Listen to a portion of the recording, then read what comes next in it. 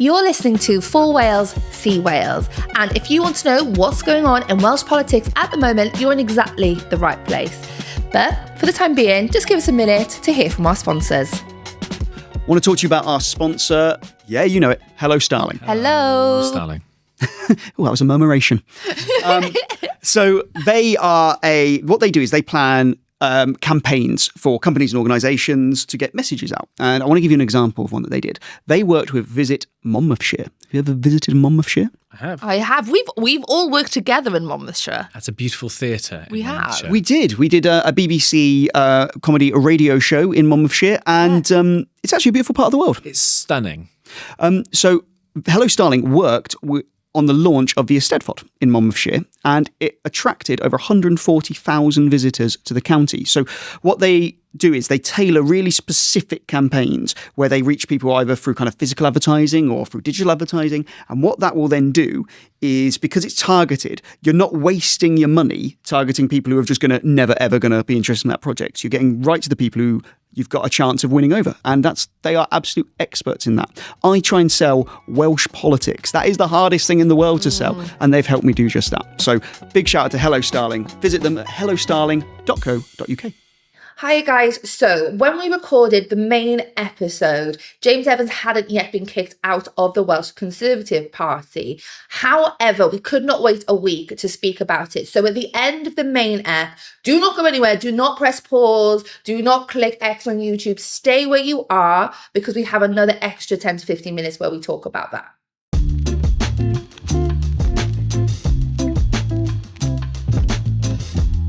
Hello and welcome to For Wales, See Wales with me, Mel Owen. Me, Robin Morgan. And me, Will Hayward. I mean, nothing's happened in politics this week, guys. Nothing at all. Boring week. You know, I was so delighted last week when we recorded a podcast and then a really massive poll came out within 24 hours. I was absolutely... Within 2 hours of us leaving here. Yeah, driving home. And then Will was like, oh shit. Yeah, everyone had left the Heyman studio and then ITV gave us this poll. But also, I do feel, and this is me just making excuses now, we've had time to digest, look, read your newsletter. Multiple times. You know. Reopen it. Reopen it again. We've had time to think about it. And we've got some thoughts. We have got some thoughts. Okay. Do you want me to give the headline results first? Yes, go for it. Let's do it if anyone who hasn't seen it. Okay, so this is a poll by YouGov for ITV Cymru and Cardiff University. It's an MRP poll, so it means it's weighted. It's a bit more. They've historically been more accurate. The headline figures are Plaid Cymru 37%, Reform 23%, the Welsh Greens 13%. Behind them, Labour 9.8%, and the Welsh Conservatives 9.5%. Wow. Lib Dems on 5.3%, and then other. Go Greyhounds. Go Greyhounds. So what that would mean in terms of seats in the Senedd. So bear in mind, you need 49 for a majority. This would mean that Plaid Cymru gets 45 seats. You'd be annoyed, wouldn't you? Yeah, For sure, the majority. Annoying. The Greens would get 11. So together... Massive. That's huge. Together, they'd have 56 seats. Pro-independence parties would have 56 seats out of 96. We're very green as well. Like when Slytherin wins the House Cup. Oh, in terms of colours? Yeah. Oh, yeah. Until We're a basic man. And then Harry will... already in here as well. God! Slytherin will have gone a whole year of doing really good work and winning loads of stuff. Yeah. And then Harry will disobey a school rule and Dumbledore will be like, nah, he's going to... Have 5 points, Neville. Get out, Neville. It would put Reform on 23 seats. So Reform on 23, below Plaid's 45, huge gap. It'd put Labour on 8. So right now they're on 29 of 60, and this would put them on 8 of 96. Yeah. And the Conservatives are on 6, and the Lib Dems are on 3. What are your initial thoughts? So, I guess it needs to be said that this is an outlier, right? Like this is different compared to everything else. It needs to be taken with a grain of salt. However, the green thing was my main takeaway because they have just exploded on a UK level. And when we were chatting to Anthony Slaughter, we were wondering whether that would have the same kind of impact here in Wales. Obviously, Polanski's come in and really bolstered the Welsh party as well, which hasn't been this kind of... He's been here a lot. And He's tweeting in Welsh. Yeah, has he? Haven't seen that? He's been tweeting in Welsh as well. Yeah, I mean, not him, I assume, but do you know what I mean? The whole brand, fair play, they're giving it a good go. I thought it was like when you go into a coma and you wake up and you can speak Welsh. Like, fair play to Polanski. Yeah, fair play. He's been hitting the Did we head. have a party leader outside Plaid tweeting in Welsh? No. I mean, could you imagine Starmer? No, yeah. No, he don't give a shit. No, he probably uses American English rather than English English. Yeah, sure. That's his Well, default. you always see on a UK level when like England make the Euros or the World Cup, and like we're all rooting for you, Lionesses, and these kind of things. Yeah. And you're like, well, actually, there's like lots of other Yeah. teams at the tournament Actually, you represent. I saw that before the last international tournament, Euros, as they call it. Keir Starmer gave a speech to the England team saying, "You really are the best of Britain." Oh, Wales are in the tournament. Yeah, mate. yeah. oh God. What are you doing? But the Princess of Wales like welcomed the England women's rugby team the other day, and I was like, come on. Yeah. Come on. At least try. Pretend. No, you don't mean it, but pretend. Yeah. Your husband's got a bridge. Play the game. Forgot that. So, Mel, what were your thoughts? So I'm very skeptical with polls, not to like piss on everyone's chips, but like I don't believe them. Just because I think they've got such a track record of not being accurate. But I do think they're still important for us to kind of gauge where we are as a country, as a society in the lead up to polls. I don't think I was as excited as everybody because obviously, you know, it is huge news. Like it was so Plaid being so far ahead. Reform, obviously, we said about the Greens exploding. Reform have also exploding out of nowhere as well. Like a lot is happening in there. I stop myself from getting too caught up in it because so much can happen. Yeah. And they're often inaccurate. You know, so that's not me discrediting anybody's work behind this. Also, I think we see with polls and then election results, so often people are embarrassed to admit they would vote for certain parties. So there's the silent Reform voters who will not say that they are voting Reform, and then we'll see a huge surge on election day. So I think that's an element to consider. However, there's still so much to kind of digest from this. Is like you say, the Green explosion. Reform still, I mean, not doing as well as we would have all said a month ago, Yeah. but so much can happen. It's been the Reform dropping by sort of like, you know, Plaid Yeah. racing ahead in you know, that sort of 10 to 15 They were point interchangeable gap. for a lot of Absolutely. And I think it's been interesting because it's the Reform sort of drop within this poll has been since the Caerphilly stuff is Yeah. kind of like, so just the amount of media attention about Reform has also decreased. I do wonder whether there'll be a case of, you know, like the shy Tory phenomenon, like there being a shy Reform. But I don't think of Reform voters as being shy people, you know, like quite happy to, but maybe that's just the online minority of Reform people who are happy to be like, profile picture, flag, all that kind of stuff. Because I think people would have said the same about Brexit. Sure. You know what I mean? And I think there were people who quietly wanted it and they came out. Yeah. And I do think there's the same with Reform. I know what you say, what you're saying, you think they're quite like, for it, and like, I'm with Nigel. But I think there are a lot of shy Reform voters that I think we cannot underestimate. But I do wonder what you said about Caerphilly. I wonder if Reform's big selling point was like, we're winners. We're the people who win. We're getting shit done. No. You lost quite badly. They're not as sexy anymore.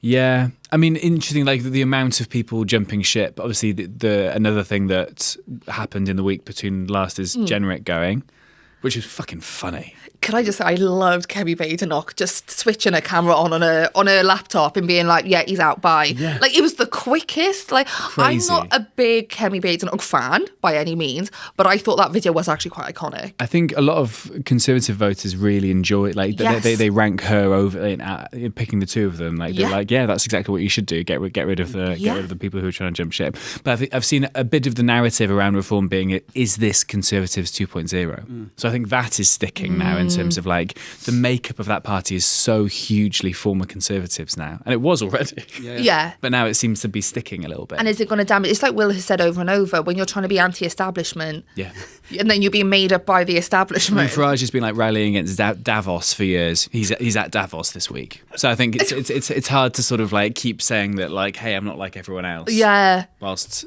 pissing in the same trough. Like with Generic going, you know, I'm paraphrasing obviously, but you cannot deny Britain is broken. You have been in power for 14 years. Yeah. Who broke it? You've held many cabinet positions. You've been across a lot of the bits of Britain. Yeah, exactly. Like, how does he think that is a credible thing to say? Yeah, got a haircut. He's been jumping over tube barriers. It's gone to his head. But not to a 4 Wales Generic. But it's all relative, isn't it? You know.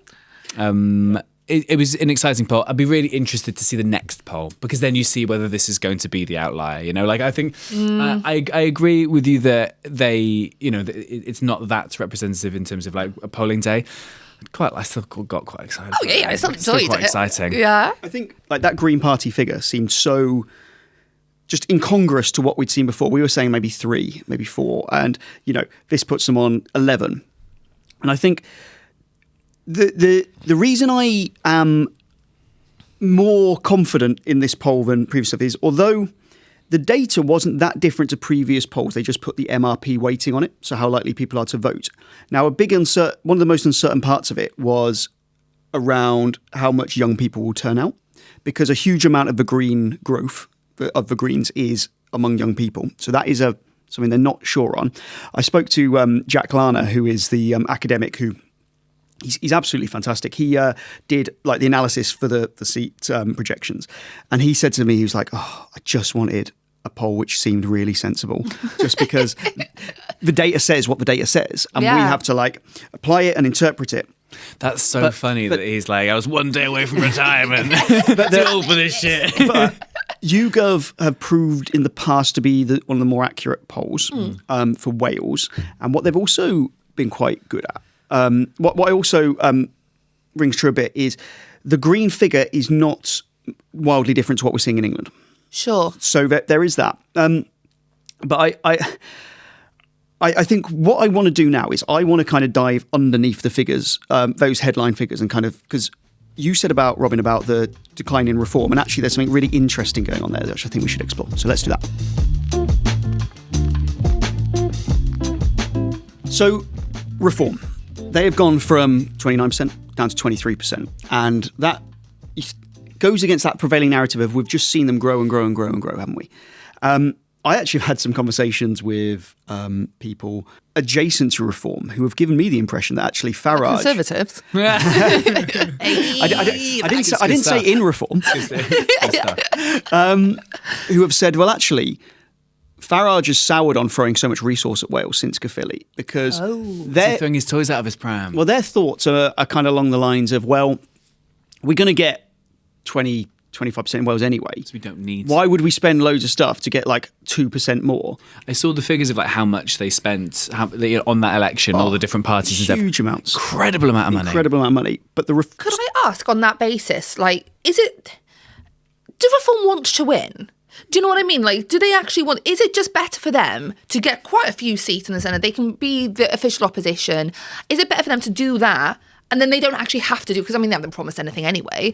But, like, that's easier, surely. Because they can just keep pointing the finger and picking holes. It's kind of what we thought would happen sort of last year. That's what we were saying, that they'll probably have to be this sort of like second largest party. But then obviously all the polls before this one is like, oh, they could actually do it, right? They could be the biggest party. But yeah, maybe they're like, whoa, we didn't actually want to win. Yeah. If your reform and your only aim is Nigel Farage relaxing in Downing Street, like relaxing. What was that? Yeah. Just doing cameos. Are you better served with reform winning in Wales and really in the government, or will you be more likely to be in Downing Street if you come second? I think they're more likely to be in Downing Street if they come second. I agree. But those figures, so they've gone down from 29% to 23%. And people have kind of said, well, there's a fall in support. That's not really what the data shows. So when they do like reform have 20 whatever percent of the vote, pollsters, what they normally do is remove the don't knows. So if someone answers don't know, they take those figures out. Okay. So you can see when you look at the data how many don't knows are to play with. But if Plaid had 50% support, it's not 50% of people who've said yes. It's 50% of people who've said that they know what party they want to vote for would vote Plaid. I'm not saying it's 50%, but that's just an example. So what's actually happened, for like the last year, all we've talked about is that Labour voters are going to the Greens and Plaid, and Tory voters are going to Reform. That switching between parties has now kind of stopped. People have now been a bit more solid in, they might have switched to Plaid, but they haven't changed back, they haven't moved. The reason we've seen the changes is because that quite big block of don't knows is now going. People are now saying, actually, I do know how I'm going to vote now. And that, because the don't knows are getting smaller, and none of the don't knows are going to Reform. Most of the don't knows are going to Plaid, and they're going to the Greens. So interesting. So Reform, the amount of people saying, I'm going to vote reform is pretty much the same. Because more people are saying who they will vote for, the share of the vote that reform are getting is smaller. I wondered where those Greens were coming from, considering the plight. I assume it was quite interchangeable, but Labour have kind of lost a little bit. But obviously, there's one or two people, but the big blocks are the people who used to say don't know, who are now saying, I am going to go Green, I'm going to go Plaid, and they're not going to reform. And this is the thing we've seen a lot, is that reform are nobody's second choice. Yeah. No one goes, I wouldn't mind the Greens, but if not, reform. Full reform. You either want them or you don't. And that is the challenge that reform have got, is that so many people have, because people in Labour were saying to me a few months ago, well, there's a lot of people who haven't decided. We're going to fight for those. None of them have gone to Labour. They've all gone to Plaid. But they've also, because people are now voting more. Well, more people are saying that how they would vote, that has reduced the reform percent, but it doesn't mean that fewer people are voting reform. Does that make sense? That is so interesting. That is interesting, isn't it? Because I suppose, Reform aren't a fence-sitting party, are they? You're either with them or against them. Does that suggest that the people who are voting Reform are like, yep, dyed in the wool, absolutely going to do it, I am Team Reform, whereas people who are maybe struggling with who to vote for, maybe lifelong Labour voters who might have answered in the previous poll, I don't know, actually. I'm going to wait and see how the tide turns. And also maybe waiting to see who's in the lead in that complete sort of weird way that people do want to vote for a winner. They want to vote with the way that the wind is blowing. So I'm thinking out loud here, because I think a previous thing that I haven't quite understood was how Plaid were going to get voters in places they don't normally win. Yeah. I can understand Plaid fortifying their vote in their heartlands, but I couldn't see how Plaid were going to win other seats. Obviously then Caerphilly happening shows that is a possibility for them. Does this kind of further emphasise that Plaid actually can pick up votes from people who haven't voted wouldn't have voted for them previously? Mel, you've linked us onto our next graphs fantastically. Let me show you these. So we'll start with this one, which is basically, we'll show this on YouTube. So if you want to go across to it, it's 4 Wales, See Wales on YouTube. This is, people were asked as part of this polling, who do they think would be the biggest nightmare in government? Who chooses the questions? Is this Jack Larner? No, it's an ITV Cymru and Cardiff University poll. So they work with YouGov to put forward questions. What they try and do is have a few different ones, but they also want to do mainly the same, because then you can track changes over time. Who's your biggest nightmare government is a fucking brilliant question. Yeah. Whoever the individual is that chose that wording. Great. So this graph shows that 61% of people, now you could choose multiple parties that you'd see as a nightmare, but Reform were overwhelmingly ahead of everyone else. 61% of people said they'd be a nightmare in government. Not just, I don't want them, but they would be a nightmare. It was then Labour and Tories pretty much the same on kind of mid-40s. Then you go down to 31% for Plaid, 28% for Greens, and then Lib Dems. Imagine thinking the Lib Dems would be a nightmare. Yeah. I mean, a nightmare James Evans just hates him. Yeah, that is only James Evans who has said that. Yeah. So that's interesting. So when you asked about why people are going to Plaid. Now, the next graph I think is really interesting, because it says they were asked, which party do you think is best placed to stop reform?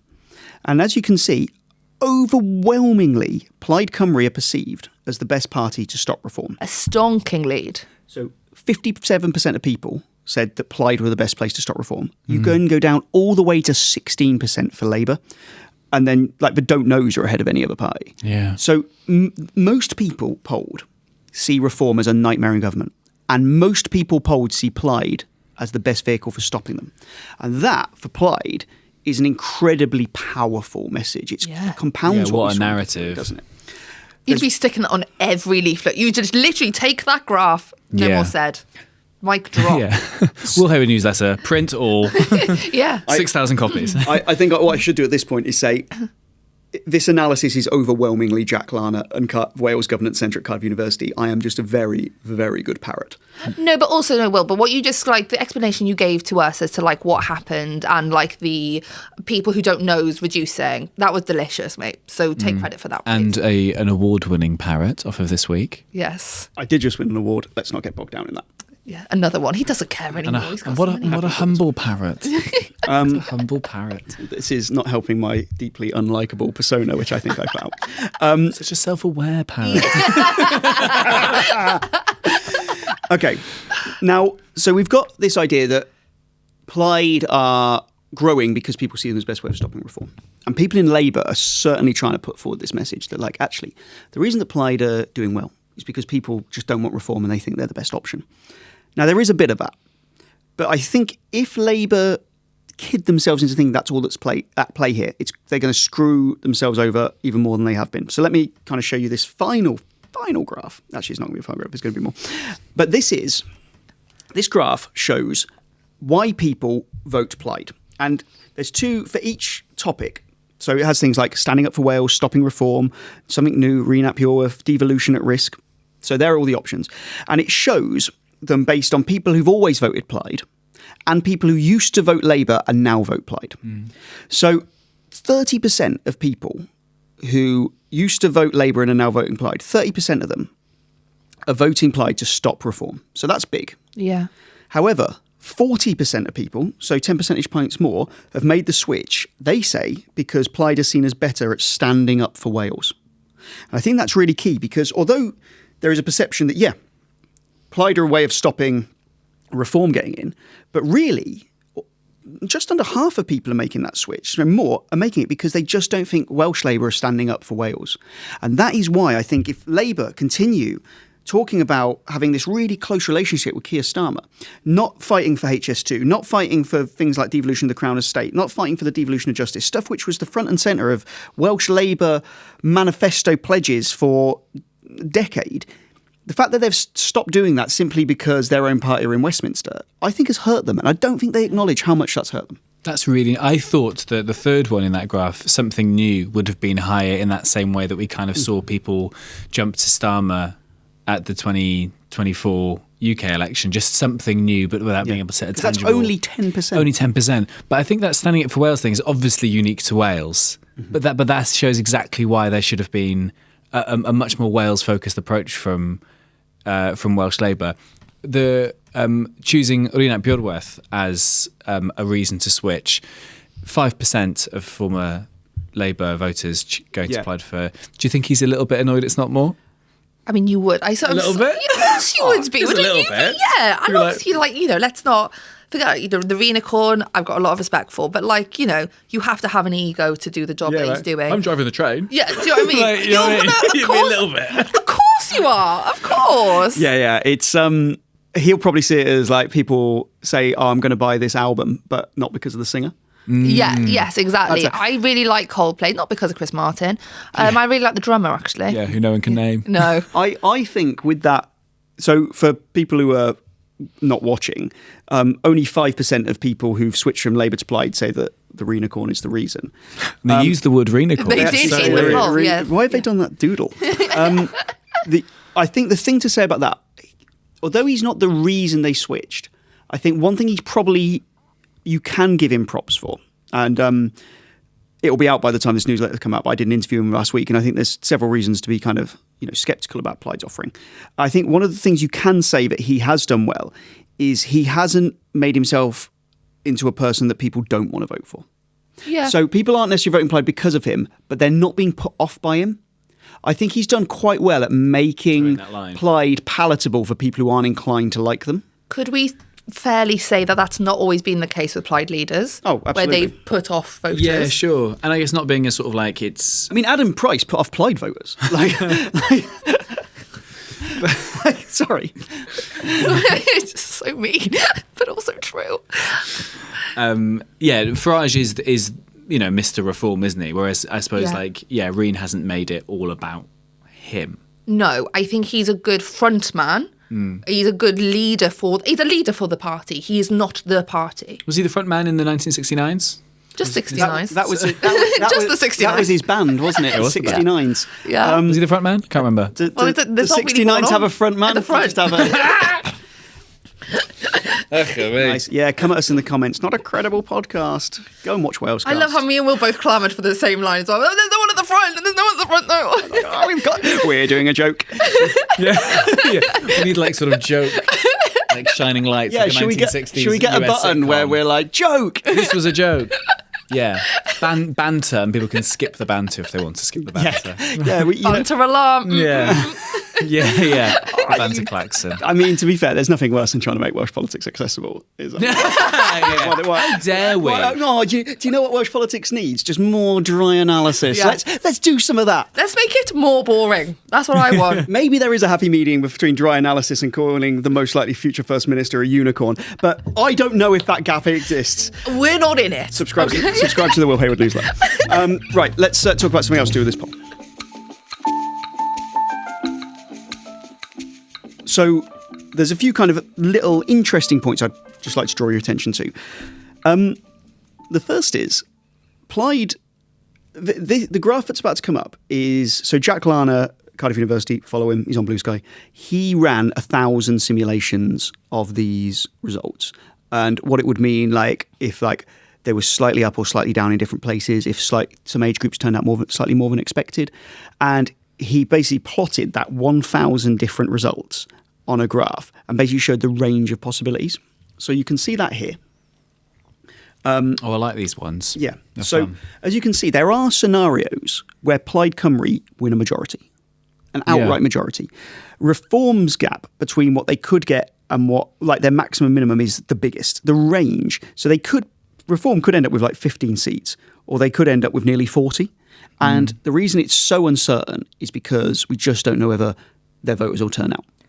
On that point, I was talking to somebody about this morning. What's really unique about this election is that beforehand, a higher voter turnout or more people voting for the first time is like normally bad news for right of centre, isn't it? But for this time, it's actually could massively go in Reform's favour. But then also, like we said, the Greens are probably picking up first-time voters and that kind of thing. Very different demographics. But I just thought that was like very unique to this election. It's really, and that's why it's so hard, and that's why these ranges are so big. But what is interesting is Plaid got 37% of the vote and could, because this system is ridiculous, could win a majority with 37% of the seats. So a point that was made at this event, this ITV Cymru event I went to last week, is that under this new proportional system, we could end up with the least ever proportional Senedd. Really? Which is... I mean, it's not great. Which is why we've done it to death, why they chose this stupid system. But that is mad, isn't it? Yeah. Matt Wall just hitting his head against a Matt Wall. Oh, yeah. Come back on soon, Matt. He was great. Lovely. Okay. So the other thing that we can say is, imagine we get the other side of this and the Greens and Plaid together have a significant majority.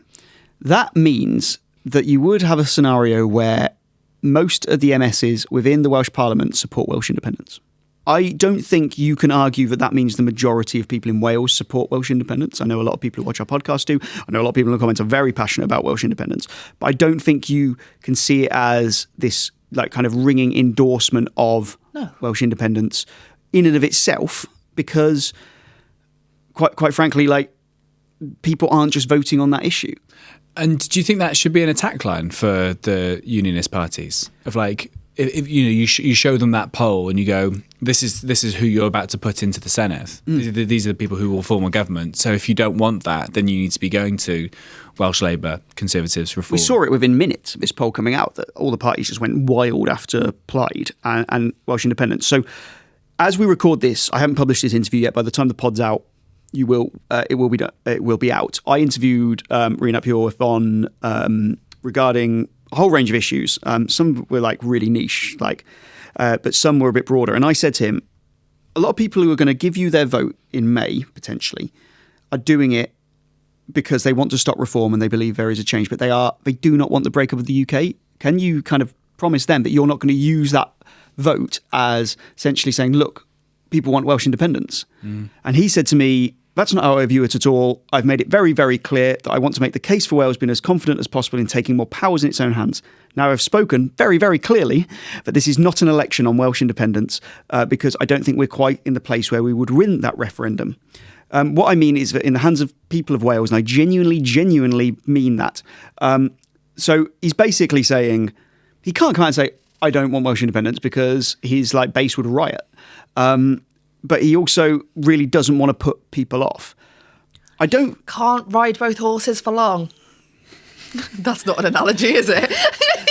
Do you know, I was thinking one of those Straggling the Cossacks. legs. Do you know what I mean? Yeah. Cossacks on the Royal Like Welsh. Zorro. Yes, exactly. Yeah. That was the image I had in my head. Do you know what I mean, though? Yeah, and Sorry, that was a really bad analogy. At some point, you've got to get off one of the horses. You do. Right? Dismount one of them. Yeah, Okay. before you go to the polling station. Exactly. Yeah. I think Plaid have got to be. I think Plaid have got to be careful, because they cannot. You cannot see their rising support for the Greens. I mean, I would be willing to bet a lot of people who say they're going to vote Green don't know that the Greens are pro-Welsh independence. Yeah. I didn't until Anthony Slaughter was here. I learned that very live. You can't expect Plaid to not want Welsh independence because it's their complete raison d'etre. Plaid are towing a really careful line of trying to say, look, we support Welsh independence. A vote for us now isn't a vote for Welsh independence, but we would love to get you to that stage. And it's a tricky balance, and I think it's one of their main openings. And what he did say in a press conference last week, I thought was interesting. When he was said in a press conference that he hadn't spoken about Welsh independence, he said, I talked about a higher level of ambition for Wales. And I think what Plaid are going to try and do in this election is say, look, we're not saying we need Welsh independence. We're saying let's aim for Wales to have a higher level of ambition. And that can be anywhere on the journey towards independence. And that's how they're going to try and couch it. Obviously, opposition parties are going to go, they want Welsh independence and they don't have enough answers. And also, at some point, his base are going to go, I'm not being funny. We've been campaigning for this for ages. You're now in government. Well, you're not going to do the thing. Yeah. Yeah. Do the trick. I don't believe that a party on the left will get power and then immediately turn on the people who've been successful for them. I can't imagine. Wouldn't happen. Would never happen. happen. I can't ever see that happening. No. Even if this poll is a bit right, say Labour's vote is 50% higher than they're saying it will be, they're still only on 15%. I think what we can say, I think we can say with some confidence, well, whatever happens, Welsh politics has changed. Do you know what we just haven't talked about? And I think that says a lot, is how damning this is for Welsh Labour. Do you know what I mean? We were just like, oh, obviously. He's just, this is so bad for them. All last year we were talking about the death of the Welsh Conservatives and being in single figures and all this kind of stuff. And then Labour just slowly dwindling down to their level. The ruling party, one of the most successful ruling party. Yeah. It's crazy. It's utterly crazy. But then even within lots of those graphs, Welsh Labour and Welsh Conservatives just neck and neck in kind of everything. They're just seen as this kind of this past entity. Imagine if you'd said to Darren Miller maybe not in 2024 because he just ran to be an MP, when he became the leader of the Welsh Conservatives, you will get the same amount of votes as Labour in May. He would have gone, oh my God, it's worked. Oh my God, I knew that prayer breakfast was a good thing to attend. Maybe maybe he wasn't specific enough with his prayer. Yeah, it's like a monkey claw thing, and he's sort of like, please let me have the same amount of seats as Welsh Labour. And whoever was looking down was like, sure. All right, you're going to get it, kid. I haven't seen anything from him recently. No sort of press. Has he been He's not hit my algorithm? He's walking around the Senev group just saying to people, you're not going to reform, are you? Yeah, sure. It's rough, isn't it? But I will just say, at time of recording, James Evans has not defected to reform. I wondered if he would. He threw Badnock under the bus a little bit this weekend, didn't he? He had a big pop at the party. He had a pop at Kemi. Everyone's like, Kemi's good. He's like, I'm going to pop at Kemi. So all the time to decide to go against her. So James Evans, Brecon and Radnor, MS for the Tories, been on the podcast, listens to us, told us he listened in the bath, which was a bit weird. Yeah, it plays on my mind every week. Every time you're in the bath or every time you're recording? No, every time we record, I think of how James Evans is watching. I sometimes wonder if big bottle of matey. Do you reckon he can hear this bit, or he can just hear the bubbles? Has he gone below the surface? Yeah. You've missed the spot, James. I did wonder if he would defect for two reasons. One, he'd supported Robert Jenrick for leader previously. He also, Robert was so happy with that. Yeah. He also employed Matthew McKinnon, who is now high up in Reform. Yeah, sure. So I did message him and say, you going to defect? And he sent me a comment where he said, I'm a Conservative, but I recognise the need of the Conservative Party to show contrition and change following our time in government. Wales, where we've never been in power, needs change more than anywhere in the UK, and I'm proud to be part of the Conservative team seeking that change. And then I said, are you actually categorically ruling yourself out of defection? And he said, I am part of the Conservative team in the Senedd that's putting forward a credible plan, and I'm proud to be playing my part in renewing the Conservative Party. And then he went and had a pop at Badenoch. He said he's not going. It'd be interesting if he does, because if you remember when he came on our podcast, he at length said how worried he'd be about a reform government. He did. And we've got the clips ready. Don't you worry, James. The receipts are printed. He said he's not going, and I believe him. Yeah. And I know if James was here right now, do you know what he'd say? Because he's in the bath. Get a voice note, yeah. Yeah. Just because that's how he talks. He's gone weird. He's gone really weird. Guys, we are back in the studio. If anything is certain in Welsh politics, it's that if For Wales, See Wales records an episode, something interesting will happen the second we leave the studio. Last week it was the ITV poll. This week it is Darren Miller kicking out James Evans from the Welsh Conservative Party. James Evans, who we have had on this podcast where he said reform are very scary and he was really worried about them. And he has been kicked out for essentially making come and get me eyes at reform. So we wanted to come back in. In the bath.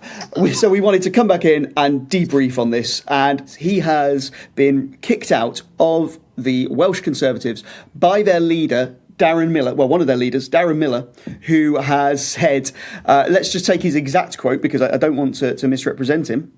He said, "This morning I have taken the decision to remove James Evans from the Welsh Conservative Shadow Cabinet and withdraw the Conservative whip. I did so after being informed by James that he was continuing to engage with Reform representatives about the possibility of defecting to the party, in spite of his personal assurances to me on Friday that he had rejected an approach they initiated last week. Understandably, I expect all Welsh Conservative MSs and candidates to be 100% committed to our party and our plan to fix Wales. Regrettably, James was unable to give me that commitment." Oh, big news.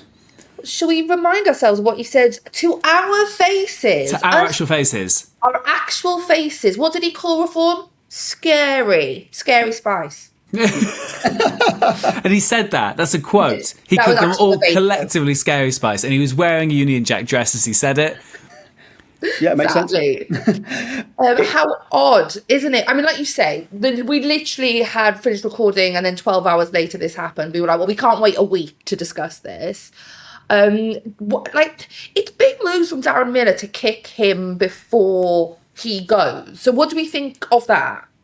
I think personally that obviously Bednock doing it to Jenrick has kind of opened this door of no bullshit now, and I think the Conservative voters seem to have agreed with her on that. So I don't know. I'm speaking about politics and I'm doing gestures like a politician. You are. So let me be clear. It's great. So I think there's actually I think he can see the tide moving, and why not, right? Like but you can't get cucked like that. You can't have somebody saying they're like, are you still speaking to them? No. And are you still speaking to them? Yeah. Well, get out then. Get your shit. Cool. Can you give me assurances you're not going to do this again? I can't do that. Yeah. No, in the words of Cat Burns, pack up your shit and go. Totally. And that's what Darren Miller, I believe, said to James. There's lots of quotes here. Quotes, let's check the veracity of these sources, Mel. But yeah. Do you want to hear James Evans' statement? So he's released a couple of statements. That always bodes well, doesn't it, when you have to release a few? Yeah, I mean, let's. So I had one from him straight away, but I think there has been another one. Okay, so his initial statement was, "I've been concerned for some time over the direction of the Conservative Party at UK level, and I feel it no longer represents my Conservative values and beliefs," after they kicked you out.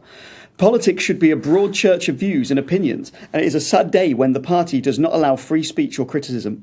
I respect my Welsh Conservatives colleagues, particularly Darren Miller and Paul Davies, but I feel that the UK Conservative Party no longer represents my views and values.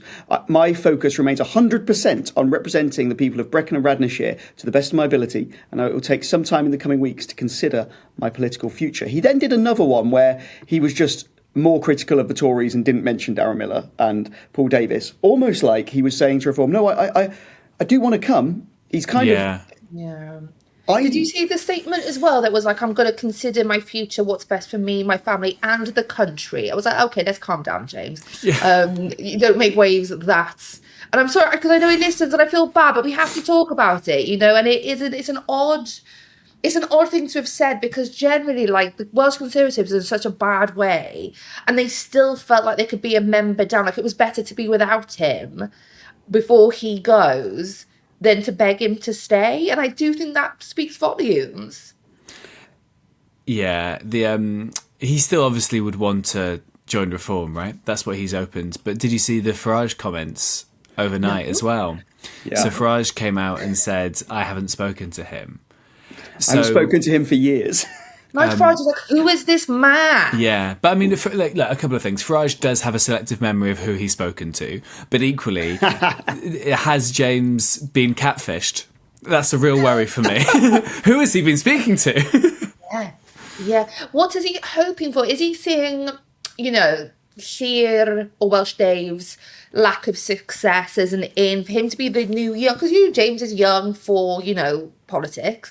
And so is he thinking, I could be the new young, exciting face of Reform, but he wasn't the young, exciting face of the Welsh Conservatives. So why would he be? I'm just wondering what James thinks is going to happen if he goes. Obviously, we're recording a For Wales podcast. By the time we hit send on this, it's probably everything's changed anyway. At time of recording, he hasn't joined Reform. I've been ferreting around a bit the last 24 hours, and I've spoken to people in Reform who are like, he has a really bad relationship with certain people like Matt McKinnon, who used to work for him, but now he's very high up in Reform. Apparently they don't get on. But then I spoke to sources close to the Conservative Party who thought he'd been offered the Welsh leadership. So it's very mixed messages. There's a lot of factionalism within Reform. I think he could, and I could definitely be proved wrong by this, but I think there is a scenario where he's screwed now because he's not in the Conservative Party, he's had the membership removed, and he's not in Reform. And if he goes into the next election as an independent, he won't win a seat. So, yeah. Are there any other examples of Conservatives who've tried to jump ship? Because there must be tons, right? There must be absolutely tons trying to join Reform to sort of... Because it does absolutely seem like a way of saving your political career.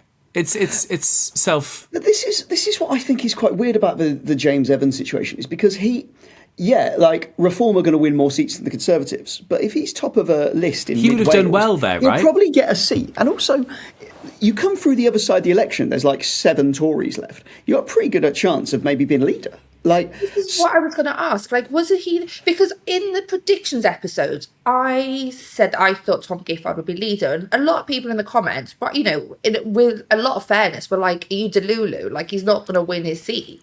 Which, is another thing. But I would have thought that James Evans was more of a shoo-in to win his seat in Brecon for the Tories than some of the other more able candidates in the party. Do you think that you predicting Tom Gifford becoming leader sent James Evans into a spiral that has made him try and join Reform, Mel? Do you think that's what happens?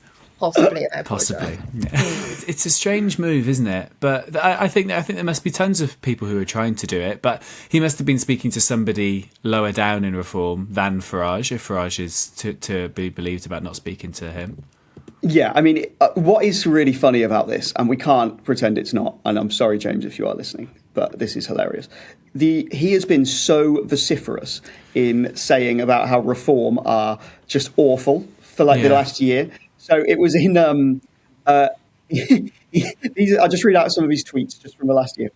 Reform UK keep proving one thing. They are not a serious alternative in Wales. What else has he said? Reform has no leader, no policies, just complaints and slogans. It's easy to jump ship when things are tough, but real leadership takes courage and principles and a drive to change from within. I promise my constituents that I won't sacrifice my values for political opportunity. Instead, I'll stand firm, work with my Welsh Conservative colleagues to fix Wales for the benefit of everyone. Real change takes action, not words. So maybe he'll stick true to his guns with those. And he'll stand as an independent. Maybe he'll quit frontline politics. This could be a reason they wanted to get rid of him. The Welsh Tories. I'm literally making this up as I go, but I'm trying to give him some credit. It could be he hasn't spoken to Reform. The Welsh Tories wanted to get rid of him, and this was a great way to do so. Is that an option? I think he definitely has spoken to Reform. But who? He's spoken to a chatbot. Yeah, I mean, there's loads of kind of Reform. I mean, he moves in those circles. There's a different. You can have a chat with someone in a pub, and then you can go for a formal meeting at Reform HQ. I think he probably has had conversations, and actually, what I would have. But he hasn't left. I mean, he hasn't quit the Tories to go to Reform. He's been kicked out of the Tories. And I think, actually, from a Conservative point of view, if you're now a kind of middling Tory MS or MP, and Reform approach you, you are going to think twice about having that conversation, because you could easily just like be booted out now. And actually, that's kind of what a proper leader should do. Like if you were working with someone and they were like, oh, I'm going to go and I'm having lots of other conversations. You want to take control of that situation. Is this too harsh? This and that? I'm going to say it because I think it's true. The problem that people like Laura Ann Jones have got, I'm not necessarily putting James Evans in this, but the people like Laura Ann Jones, the salary that they command as a Senedd member relative to their abilities and their skill set is completely disproportionate. There's a lot of MSs, there's some amazing ones, there's a lot of MSs who are just a bit crap. Like, I'm sorry, that is true. And there is no way on the open jobs market they are going to command an £80,000 salary. It just isn't going to happen. You can see why, from a kind of personal point of view, people do look to jump ship, because ultimately they're never going to get a gig this good if they have to go up to a company and say, hey, want to use my skills, which are incredibly limited. So I think that is why some people are potentially looking at jumping ship. The other thing I'd say is this actually means that Plaid and the Tories have the same amount of seats in the Senedd. So the Tories are no longer the official opposition. It's Plaid and the Tories. That's interesting. For the last sort of when does Senedd go into recess? Like in terms of April. So for the last sort of 3 months, Reen can start standing up at the same time as Darren. Yeah. Well, we can, we give Darren a hard time, but I think we should, acknowledge this. He's shown strong leadership here. On this episode, we said, like, what's he been doing? Where's he been? He's been biding his time, waiting for a pot shot. Yeah, he's waiting for us to go home from the studio. He's to see when we record. They're going to have to get up at 7 a.m. on a Wednesday to record this. Let's show them. And no, I think we should give them credit. Yeah, for sure. We don't always. It's a shame that it's an exception, but it's happened. Yeah, agree. We'll not say it. I think it was the right decision. I think he made the right decision because I think it changes the mood. You're in control, aren't you? When you're setting the boundaries and the parameters in any kind of professional or personal relationship, when there's clearly defined boundaries, everyone feels a bit better about stuff. FMQs would be fun on Tuesday, though, wouldn't it? Sort of, because they're still sat next to each other. You can't really do a House of Commons thing and sit like 17 rows back. Did you see the comments Leonard Morgan made yesterday? No, I didn't. Oh, did she compare them to the Beckhams? Great stuff, yeah. Great stuff. Down, it was quite funny. The delivery was tedious. A statement on Instagram, you immediately make the Brooklyn comparison, right? What did she say? She said, you need to look at your own backbenches, Darren. He's not on the backbenches anymore. James Evans speaking. There's traitors on the TV and there's traitors in your party. And then he said, it was something like you've got more animosity than the Beckhams. More infighting. Infighting than the Beckhams. More infighting in your party than there is in the Beckham family. Which, do you know what, for Lynette, at this point, she knows what she's good at. And it's these kinds of things, you know what I mean? It's the Nessa impression. It's being likeable. She's extremely memeable. Huns Cymru, she is the star of Huns Cymru. And I like this for her because she's going, look, I'm not going to be First Minister soon. I'm the person here when my party has its worst loss since the start of the Senedd. Let me be a fucking Hun. Yeah, sure. Is this a long-term strategy to be one of the loose women? Yeah. I love that this is what we're going to put out before we interview Leonard Morgan on the pod next week. Yeah. And although I was going to say we should wrap up, guys, but the minute we stop recording, something else is going to happen. So we maybe speak to you again in 20 minutes. Yeah, should we meet in a bit to talk about Altaf Hussein declaring his new party? That's a good idea.